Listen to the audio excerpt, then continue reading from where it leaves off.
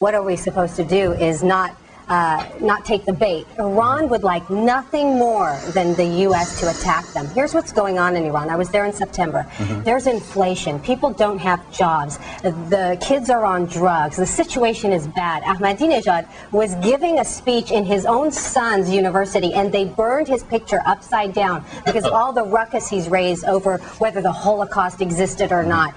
Things are bad inside of Iran, and this government needs an excuse to say that, listen, we're at war, so the economy's in the gutter, and that's why. That's what the Iran-Iraq war afforded. Is it our fault that Iran's airing its political laundry and internal problems and taking it out on British servicemen? They're doing nothing more under a United Nations mandate, patrolling and keeping piracy down. I grant you a contested strip of water that's been that way since the 1920s, Iran-Iraq war, blah, blah, blah. It has been Why do we contested. care? You know, this is an act of war they have taken.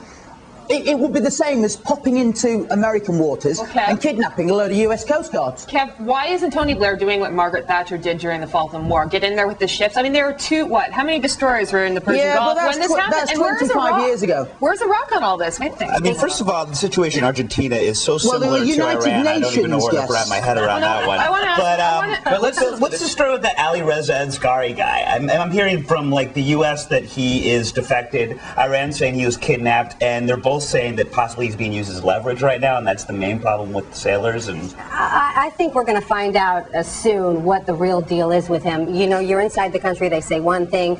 They say he was kidnapped. If you're outside the country, it's more of a matter of defection. My guess is he's defected. He has kids, he has family, and you know, again, the situation in Iran is terrible. The life in Iran is terrible, and people are suffering there. Any chance you can get out from this government, I think, is a good one. What do you think about this this Israeli intelligence report saying that Iran, the Hezbollah, and Syria all believe that there's going to be an inevitable U.S. invasion, probably before or around Good Friday, something like that? Like I said, they're hoping for it. They're doing everything they can to instigate it. You're finding Iranian-made bombs inside of Iraq. They're not being secretive about the fact that they fund Hezbollah, they fund Hamas. I mean, remember, the Lebanon-Israeli war was just a proxy war between the U.S. and Israel.